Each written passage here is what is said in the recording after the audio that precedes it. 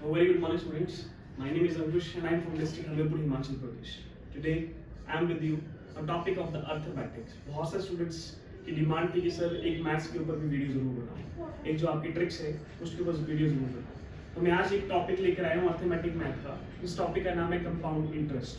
ठीक है, तो ये कम्पिटिटिव एग्जाम्स के जो बच्चे तैयारी कर रहे हैं उसके लिए बहुत इंपॉर्टेंट टॉपिक है। और जितने भी बच्चों हम लोग टॉपिक करेंगे, भले वो प्रॉफिट लॉस की बात करूँ, परसेंटेज की बात करूँ, एजेस की बात करूँ, मैं सारे टॉपिक आपको विद ट्रिक्स के साथ ही करूँगा कि बहुत मैक्सिमम से मैक्सिमम टाइम हम लोग अपने एग्जाम में सेव कर सकें। मेरा बच्चों एक ही औचित्य रहता है, एक ही मोटो रहता है कि बच्चे एग्जाम में अपना टाइम वेस्ट ना करें। जिस टॉपिक पे हम लोग समय बचा सकते हैं उस टॉपिक पे समय बचाना है। I am taking very seriously. जो बच्चे बैंकिंग एग्जाम की तैयारी कर रहे हैं, एसएससी की तैयारी कर रहे हैं, वो बड़ी अच्छे से जानते हैं इस बात को कि हमारे पास 40 to 45 सेकंड्स होते हैं फॉर द वन क्वेश्चन। तो we have not a time to just waste the time in the exam. तो इस बात का ध्यान रखना, नर्वस नहीं होना है, टॉपिक अच्छे से पढ़ना और सॉल्व करने की कोशिश करनी है। तो मैंने स्टार्टिंग टॉपिक का नाम है चक्रवृद्धि ब्याज, जिसे हम कहते हैं कंपाउंड इंटरेस्ट। और एक और टॉपिक आता है, इसे कहते हैं सिंपल इंटरेस्ट। तो सिंपल इंटरेस्ट को कहते हैं साधारण ब्याज। तो इस बात को समझना बहुत जरूरी है कि साधारण ब्याज और चक्रवृद्धि ब्याज में क्या फर्क रहता है हमारे पास। बच्चों, एक साधारण जो पैसा है, हम लोग अपना पैसा अगर हम बैंक में डालते हैं, उसके ऊपर जो ब्याज लगता है, उसके ऊपर जो इंटरेस्ट लगता है, उसे हम कहते हैं सिंपल इंटरेस्ट। और इंटरेस्ट के ऊपर जो इंटरेस्ट लगता है उसे हम कहते हैं कंपाउंड इंटरेस्ट। क्या कहते हैं? Compound interest. That is a major difference between the compound interest and simple interest. Simple amount के ऊपर इंटरेस्ट लगना सिंपल इंटरेस्ट, और इंटरेस्ट पर इंटरेस्ट लगना उसे कहते हैं compound interest. Now come to the topic. Topic में हम एक फॉर्मूला, बच्चे हम छोटे क्लासेस में थे, हमें स्टेटमेंट की क्वेश्चन में बहुत डिफिकल्टीज आती थी क्योंकि हम स्टेटमेंट को समझने की कोशिश ही नहीं करते थे। हम केवल डायरेक्ट फॉर्मूला अप्लाई करना और वैसे ही। तो बच्चों, एग्जाम में, कम्पिटिटिव एग्जाम में क्वेश्चन बहुत हार्ड रहते हैं, थोड़े से टेढ़े होते हैं, तो फॉर्मूले में केवल इंप्लीमेंट नहीं हो पाते। ठीक है, तो फॉर्मूला हमारे पास क्या है कंपाउंड इसका? A is equal to P1 plus R upon 100 की power n। R is a rate, n is a time and P is a principal, A is the amount। Now from question, एक question से समझने की कोशिश करते हैं किस तरह हम ट्रिक से निकालने की कोशिश।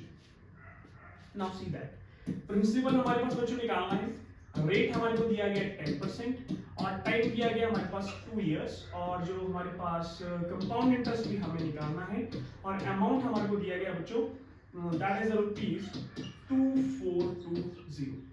ये हमारे पास क्वेश्चन है। किसी भी क्वेश्चन में, स्टेटमेंट वाले क्वेश्चन में चीजों को बाहर निकाल दो कि प्रिंसिपल क्या दिया है, रेट क्या दिया है, टाइम कितना है, कंपाउंड इंटरेस्ट कितना दिया गया है, अमाउंट कितना है, जो भी निकालना है निकलो इस तरह से, क्वेश्चन मार्क लगा दो। नाउ कम टू द, हम लोग पूरे टॉपिक में काम करेंगे केवल रेट के ऊपर, दर के ऊपर। रेट हमारे पास दिया 10%, सो 10% को मैं क्या लिख सकता हूँ? दैट इज 1/10 लिख सकता हूँ। तो 1/10 लिखूंगा तो ये जो नीचे वाला पार्ट है इसे कहते हैं प्रिंसिपल, ऊपर जो कहते हैं इसे कहते हैं इंटरेस्ट। और आपको पता है अमाउंट का फार्मूला कितना होता है? Principal plus interest. अमाउंट कितना आ गया मेरे पास? 10 और प्लस 1 आ जाएगा, कितना बन जाएगा? 11। तो कितना आएगा? 10 11 10 11। तो ये कितना बन गया? Square root 100। तो ये कितना बन गया? 121। तो इसको हम कहेंगे अमाउंट और इसे हम कहेंगे प्रिंसिपल। इन दोनों के बीच का जो गैप होता है दैट इज कॉल्ड 21, जिसे हम कहेंगे सिंपल इंटरेस्ट। यहाँ तक बात क्लियर हो गई? मैं फिर से कह रहा हूँ, 1/10, 10 plus 1 11, 2 years के लिए था, मैंने 2 बार लिखा। 3 साल के लिए होता तो मैं 3 बार लिखता। 10 11 10 11 10 11। ठीक है, यहाँ पे कितना आ गया? 100 और 121। ये हमारे पास प्रिंसिपल था, ये अमाउंट था, जो इनके बीच का गैप है उसे कंपाउंड इंटरेस्ट। ये हमारा निकला ट्रिक के थ्रू। ट्रिक के थ्रू हमारे पास अमाउंट हमने निकाला और हमें क्वेश्चन में अमाउंट दिया भी गया, तो दोनों को बराबर रखते हैं। दैट इज 121 और रुपीस कितना आ गया? 2420। 2420। सो 1 की वैल्यू कितनी आएगी? 2420 अपॉन कितना? 121। 121 को उससे काट दो, कितना बनता है? 20। मतलब 1 यूनिट की वैल्यू कितनी आ गई? 20। हमारे को प्रिंसिपल पूछा गया है और प्रिंसिपल हमने कितना निकाला है? 100। सो 100 से 1 यूनिट को मल्टीप्लाई करेंगे तो हमारे पास प्रिंसिपल की वैल्यू आएगी। Now your answer is principal is ₹2000। और आप पूछा है नेक्स्ट कंपाउंड, कंपाउंड इस कितना है? 21 into कितना आएगा? 20, that is 2420। that is compound इसमें निकल गया कितना? 420। तो ये आपके पास क्या है? आंसर। 1 यूनिट निकाली और 1 यूनिट को जो निकाला उससे क्या कर दिया? मल्टीप्लाई कर दिया। एक और क्वेश्चन मैं आपको दे रहा हूँ, उसे आपने सॉल्व करना है और मुझे कमेंट में जरूर बताना है कि इसमें क्या क्या चीजें हैं। ठीक है, चले हम आगे। ठीक है, क्वेश्चन है हमारे पास, प्रिंसिपल आपको निकालना है, रेट दिया गया 16.2/3% और टाइम दिया गया 2 years और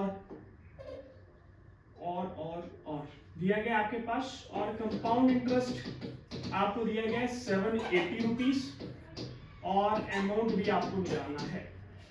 अगेन थोड़ा सा मैंने घुमा दिया, प्रिंसिपल निकालना है, अमाउंट निकालना है। कंपाउंड इंटरेस्ट दिया गया 780 रुपीज, टाइम 2 years है, 16/2/3। अगेन हल्का सा मैं आपको बता के जा रहा हूँ, सॉल्व आप ही को करना है, मैं बता रहा हूँ केवल। काम किसके ऊपर करना है? रेट के ऊपर।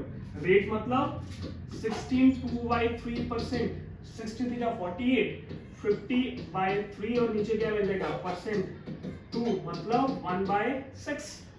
मतलब इसको क्या लिख सकता हूँ? जिस तरह 1/10 लिखा इसको लिख दिया 1/6 और 2 years है तो क्या करेंगे? 6 7 कितना आ गया? 36। तो ये कितना आ गया? 49। अगेन सर ने कहा था इसको प्रिंसिपल कहते हैं, अगेन सर ने कहा था इसको अमाउंट कहते हैं, इसके बीच के गैप को क्या कहते हैं? कंपाउंड इंटरेस्ट बोलते हैं। तो कितना आ जाएगा मेरे पास गैप? 13 का गैप। कितना गैप आ जाएगा? 13 का गैप आ जाएगा। आएगा तो 13 6 का कितना होता है? नाउ कंपाउंड इंटरेस्ट है मेरे पास, क्वेश्चन में दिया भी गया है, हमने निकाल भी लिया। तो दोनों को बराबर रखते हैं 13 780 रुपीज। तो 1 की वैल्यू 780/13 कितना आ गया? 13 6 से 78 0। 1 की वैल्यू कितनी आ गई? 60। ऐसे ही आएगा ना 60। और निकालना क्या है? प्रिंसिपल, तो प्रिंसिपल था 36, तो मल्टीप्लाई कर दो 60 × 36, ये प्रिंसिपल आ जाएगा। और अमाउंट निकालना है तो 49 मल्टीप्लाई कितना आएगा? 60, ये अमाउंट आ जाएगा। आंसर निकालो आराम से।